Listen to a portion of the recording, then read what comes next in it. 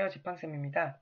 오늘은 지난 시간에 이어서 전개 3부터 얘기를 좀 해보도록 하겠습니다. 제가 지난 시간에 전개 3까지 충분히 할 수 있을 줄 알았는데 내용을 조금 깊이 있게 다루다 보니까 시간이 좀 늘어졌네요. 전개 3부터 정리를 한번 쭉 해보도록 할게요. 전개 2 마지막 부분 이 부분 보이시죠? 네, 지식계층을 비판하고 그 부분들에서 이제 글을 아는 사람들 모조리 태워서 보내버렸다는 장면이 그걸 통해서 알 수 있는 거겠죠. 네, 다음 장으로 넘어가 볼게요. 쭉 따라오세요. 전개 2가 끝나고 전개 3부터 여기 이 부분이 전개 3부터 시작을 해보도록 하겠습니다. 허생은 나라 안을 두루 돌아다니면서 가난하고 의지 없는 사람들을 구제했다. 좀 잘합니다. 착한 일 많이 하네요. 말 그대로 이제 빈민구제라고 하죠. 이런 것들 빈민구제. 그냥 가만히 두는 게 아니라 네, 돈이 있으니까 혼자 잘 먹고 잘 살겠다는 게 아니라 빈민구제를 한다는 거죠. 그리고 나서 뭐라고 했냐면 변 씨에게 돈을 갚으러 갑니다. 그렇죠? 그랬더니 변 씨에게 나를 알아보겠소. 아까 앞에서 했던 내용이죠. 만냥을 실패해보진 않았어. 그랬더니 혜생이 웃음쇼 말하죠. 재물에 의해서 얼굴에 기름이라도 도는 것은 당신들이요. 만냥이 어찌 돌을 살찌게 하겠소. 어려운 말 하네요. 그죠? 그러면서 상당히 이제 사대부 이 부분이 조금 비판적인 의도로 보자면 그죠? 허생이 사대부에 대한 의식, 그죠? 사대부로서의 의식. 첫 번째, 재물보다는 정신적 가치를 높게 본다. 이걸 보면 알 수 있겠죠? 그리고 10만 냥을 변씨에게 툭 던집니다. 그리고 변씨는 놀래죠. 역시 보통 사람이 아니야. 라고 놀래면서 이야기합니다. 하면서 이제 또 절을 하죠. 역시 돈 앞에 장사 없습니다. 그리고 10분의 1로 이자를 쳐서 밖에 놀아 했더니 허생이 잔뜩 화를 냅니다. 뭐라고? 당신은 나를 장사치로 보느냐? 아, 장사치가 아니다. 나는 상인이 아니다. 라고 보는 거죠. 그러면서 두 번째, 사대부로서의 정신 두 번째 의식. 나는 장사치가 아니다. 상인 계책을 상당히 깔봅니다. 무시하죠. 나는 사대부다. 라는 거겠죠. 그래서 변 씨는 가만히 그 뒤를 따라가 봤습니다. 몰래. 내가 진짜 그렇게 했나? 그래서 남산 밑에 조그만 초가집 들어가니까 더 깜짝 놀라죠. 그죠? 늙은 할미가 우물대에서 빨래하는 것을 변 씨가 말을 걸었어. 그러면서 뭐라 그랬느냐? 얘기를 듣는 거죠. 저 조그만 초가집 누구요? 그랬더니 허생원댁 집이지요. 가난한 형편에 글 공부만 좋아하더니 하루아침에 집에 나가서 5년이 지나도록 돌아오지 않았대. 시방 부인이 혼자 사는데 집을 나갈 날로 제사를 지냈지요. 죽은 줄 알았다는 얘기죠. 대단합니다. 재물에 대한 이 부분 좀 한번 짚고 넘어가 봅시다. 재물에 대한 허생원의 생각, 가치관. 재물에 대한 가치관. 아까 그걸 보면서 사회적인 측면으로 보자면 재물은 뭐한다? 빈민과 이용, 후생, 이용, 후생. 그 돈을 쓰는 것이 좀 달라야 된다는 거죠. 살아가는 데 있어서의 돈이 후생. 그쵸? 그 말 그대로 뭐냐면 너무 돈을 멋대로 쓰는 게 아니라 필요한 곳에 적절하게 쓴다는 게 있죠. 긍정적인 관점으로 재물을 본다라는 점. 근데 부정적인 관점으로 재물을 보자면 아까 두 개 나왔지만 정신적인 풍요에 도움이 되지 않는다. 아까 재물보다는 정신적 풍요로서 풍요죠. 별로 좋지 않다. 그래서 결론인 즉슨 사대부 계층으로서 누구를 상업을 중시하지만 그쵸? 산업공상이 뭐냐면요. 농사, 상업, 그쵸? 이런 것들에 대해서 상당히 계급의식이 있다는 점을 좀 알고 계셔야 되겠네요. 양반으로서의 약간 자신의 뭔가 자부심? 이런 것들이 좀 있다는 거겠죠. 내용이 쭉 나오죠, 더. 그래서 이튿날 변 씨가 받은 돈을 모두 가지고 집을 찾아서 돌려주려 했으나 허생이 받지 않고 거절했다. 왜 거절했을까요? 아까도 얘기했지만 사적 재물에 대해서는 별로 관심이 없다는 거죠. 그래서 미자를 받았겠죠. 그죠? 그래서 재물에 대한 허생의 생각은 역시 안분지족, 안빅낙도, 이해하셨나요? 조금 더, 자, 이 부분 볼게요. 이 부분에서 보여주는 거. 족하다 라는 표현, 만족한다 라는 게죠. 그래서 사자성어로 안분지족이란 말, 그 다음에 안빈낙도.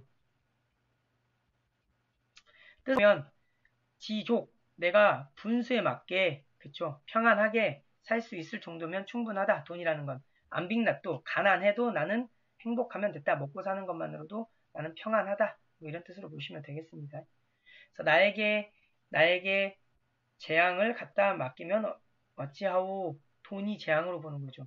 그렇죠? 그래서 상당히 부정적인 입장으로 보고 있다라는 것입니다. 그렇게 몇 해가 지나는 동안 정의가 날로 두꺼웠다. 둘 사이에 변씨하고 또 5년 동안 어떻게 100만 양이나 되는 벌었는가를 조용히 물어봤지만 보았다. 근데 허생이 뭐 어떻게 했다? 뭐 이것저것 얘기를 해주자. 큰 어려움 없이 읽으시면 되고 있는 그대로 나오니까요. 근데 뭐 결론은 매점매석했다는 얘기, 그죠? 그리고 뭐 해외 무역했다는 얘기, 이거가 전체적으로 전부 다 찌르고 있죠. 그러니까 조선 시대의 경제 상황과 이런 것들 전부 다 찌르고 있는 거예요. 일단 경제가 해외 무역이 어렵다. 조선 안 한다는 얘기죠.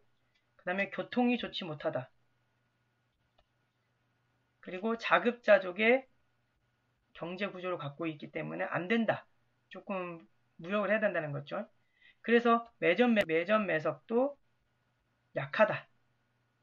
구조에서 정말 약한 구조를 갖고 있다. 라고 하면서 허생이 그 부분을 조금 설명을 해주고 있습니다. 그리고 허생도 궁금했죠. 왜 선뜻 나한테 만냥을 좀 빌려 청했냐 그랬더니 허생이 또 이렇게 대답을 하죠. 당신만이 내게 꼭 빌려줄 수 있는 것은 아니고 그냥 만냥을 지닌 사람인 치고 누구나 다 좋았을 것이다. 상당히 포부가 대단하죠. 그냥 자기를 알아봤을 것이다. 라고 하는 상당히 운명은 하늘에 매인 것이오 라고 하면서 뭐다? 운명론적. 결론은 작가의 생각이 다 여기에 투영되기 때문에요. 그래서 하늘이 시킨 대로 했다라는 거겠죠. 상당히 좀 뻔뻔합니다. 그래서 남한산성에서 오랑캐에 당했던 치욕 이런 얘기도 있고요. 활뚝을 뽐내고 일어설 때 능력을 발휘할 때 뭐 이런 말들도 있고 졸수제, 조성기 좀 어렵죠 말이. 졸수제, 조성기. 조성기라는 것은 사람 이름이고요. 졸수제 뭐 그러니까 등용되지 못했다. 수제였는데 졸작이다 뭐 이런 의미겠죠.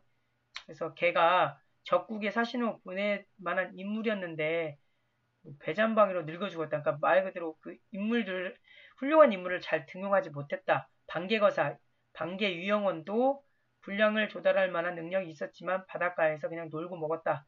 왜냐면 등용을 안 왔으니까요. 그러면서 이렇게 위정자들이 가히 알만한 것들이죠. 위정자들이 뭐냐면 그 위치를 정해놓고 있는 사람들이겠죠. 말 그대로 위에 그 고위 관리직들을 말하는 거겠습니다. 그렇죠?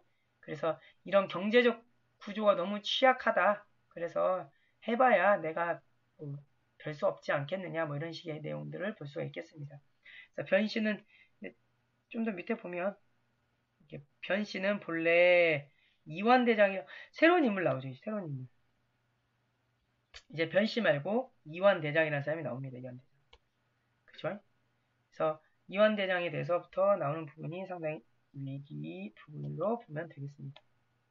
위기 부분 이야기 좀 해볼게요. 위기 정말 쉽습니다. 둘이 만나요. 이완대장하고 허생하고 둘이 만납니다. 근데 허생은 조금 누구를 이완대장을 좀 무능력한 위정자로 생각하고 상당히 반감 갖고 불신합니다. 그죠? 그래서 뭐 밑에 이런 얘기 나옵니다. 그러면서 얘기를 하는데 지금 이제 밑에 보면 이 부분이 좀 중요합니다. 밤은 짧은데 말이 길어서 듣기에 지루하다. 너는 지금 무슨 벼슬에 있느냐? 라는 표현을 쓰죠. 대놓고 비판하고 있죠. 그쵸? 그러면서 집권층들이 상당히 위에 있는 사람들이 탁상 공론하는 거에 대해서 직접 안 뛴 탁상 공론에 대해서 비판하고 있습니다. 결론은 이완 대장을 까는 거죠. 대놓고. 그래서 싫어하는 거예요. 이완 대장. 더 볼게요. 그렇다면 너는 신임을 받는 신하다 라고 물으면서 내가 와룡선생같이 일을 청구하겠느니 내가 임금께 아래어 삼고초려하게 할 수 있겠느냐. 와룡선생이라는 사람이 나옵니다. 와룡 선생은 중국 초안 유비 도왔던 뭐 제갈공명 이런 사람이라고 하겠죠. 그러니까 조금 내가 추천하는 사람은 니네 임금한테 말해갖고 네가 임금한테 말해서 삼고초를 할 수 있겠냐 했더니 어렵습니다. 제 이 책을 듣고자 합니다. 세 가지 그러니까 나라를 부강할 수 있게 할 수 있는 방법 세 가지를 이야기해달라 그랬는데 그 중에 첫 번째 제안이 인재를 적극적으로 등용해라 라는 거거든요. 이 부분이. 그쵸? 허생이 제안하는데 그 첫 번째가 인재를 등용해라. 이완대자 안 된다. 그래놓고 나는 원래 제 일하는 것을 잘 모른다 라고 얘기하죠. 그래서 이 대장의 간청이 또 계속합니다. 그래서 뭐라고 얘기하느냐. 임진왜란 때 명나라에서 조선을 파병한 것에 대해서 그쵸. 그거에 대해서 조금 안 좋게 봅니다. 그래서 너는 조정에 청하여 종실 딸들을 내어 모두 그들에게 시집 보내고 훈척 건기의 집을 빼앗아 그들에게 나누어 주어라. 무슨 말이냐면 종실과 훈척 권위의 기득권을 폐지해라. 여기 그러니까 종친, 내척 이런 사람들을 폐지시켜라. 그랬더니 또 이완이 뭐라고 합니까? 그쵸. 기득권들을 폐지해버려라 그랬더니 안 됩니다 라고 하죠. 이게 두 번째인데 그것도 어렵습니다. 저것도 어렵습니다. 도대체 뭐가 되냐? 라고 되게 또 까죠. 그래서 다 거절하니까 당연히 허생이 뭐합니까? 이것도 어렵다.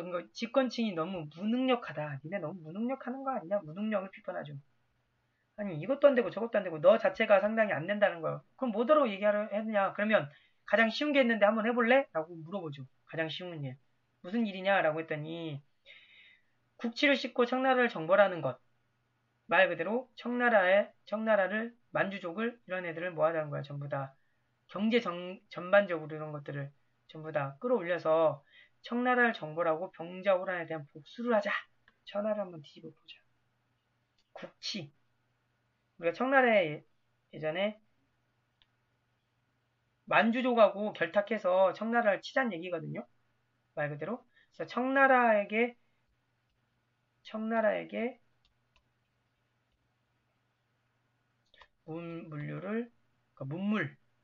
문물을 교류하자. 명나라 다음에 청나라니까 이 두 나라가 지금 서로 그 줄타기를 하고 있거든요. 그래서 아직 명나라가 청나라에 넘어가기 전인데 그쵸. 청나라에게 이제 청나라를 정벌하고 병자호란에 대해 복수를 하자라고 해서 이제 명나라와 청나라 사이에서 뭘 하자는 거야. 어느 정도 줄타기를 해서 우리가 좀 더 백구지국의 지위를 잇는 것이 아니냐라고 하면서 조금 더 문물 교환하자라는 것에 대해서 이야기를 하고 있죠. 이해하셨나요? 그래서 이 세 가지 청나라와 문물 교류를 하자까지 해서 세 가지입니다. 제안이 세 가지. 좀 어렵지만 그냥 쉽게 생각합시다. 청나라하고 문물을 교류하자라는 의미로 볼 수 있을 것 같습니다. 그마저도 뭐라고 합니까? 안 됩니다. 모두 다 거부하지요. 그러면서 허생이 크게 꾸짖습니다. 여기서부터 절정도 치닫죠. 절정. 소위 사대부란 것이 무엇이냐? 우랑캐 땅에 태어나 자칭 사대부라 뽐내면 이런 어리석을 때가 있겠느냐라고 막 꾸짖으면서 얘기를 하죠. 그래서 결론인 즉슨 칭명배청적책 그 다음 북벌롱의 허구송을 비판하고 있다는 거죠. 말이 안 된다. 니네 맨날 말로는 대명에다가 원수를 갚겠다 하면서 그까지 머리털 하나를 아끼고 있고 또 장차 말 달리고 칼 쓰고 창 던지고 활동 돌려 이런 예법이라고 하고 있느냐라고 해서 비판하고 있죠. 그래서 뭐에 대한 비판이면 명나라하고 친하고 청나라를 배척하는 것.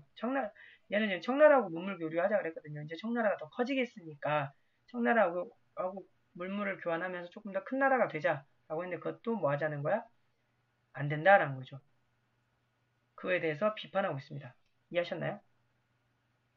그래서 내가 이 세 가지를 들어서 얘기했는데 넌 한 가지도 안 된다고 하니까 정말 개판이구나.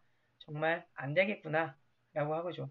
요 세 가지 한번 들어볼게요. 첫 번째, 인재의 올바른 등용. 두 번째, 종실, 훈척. 훈척이라면 뭐 외척 뭐 이런 거겠죠. 훈척. 그 권위를 가진 기득권을 전부 다 내쫓고 폐지하자. 세 번째, 청나라하고 물류교류. 어렵지 않죠? 간단히 정리하면 이겁니다. 그래서 결론인즉슨 현실의 사대부층을 집권층을 상당히 비판하고 있습니다. 사회 비판, 경제 비판, 정치 비판 다 하고 있죠. 그래서 이튿날 결론이 지금 가버렸죠. 뭐 이튿날 다시 찾아보니까 집 텅 빈 곳이었고 허생은 간 곳이 없더라. 결말 처리 방법 좀 봅시다. 결말 처리 상당히 허무하죠. 근데 이게 상당히 조금 빅피처입니다. 큰 그림이에요. 일단은 설화적인 결말을 통해서 보통 사람이 아니라는 거죠. 2인. 허생원이 상당히 보통 사람이 아니라는 점을 강조하고 있고요. 그 다음에 두 번째는 완결이 되지 않은 것 같죠. 계속 연결이 되는 것 같죠. 그래서 미완결의 결말 구조를 통해서 암시와 여운을 줬다는 점.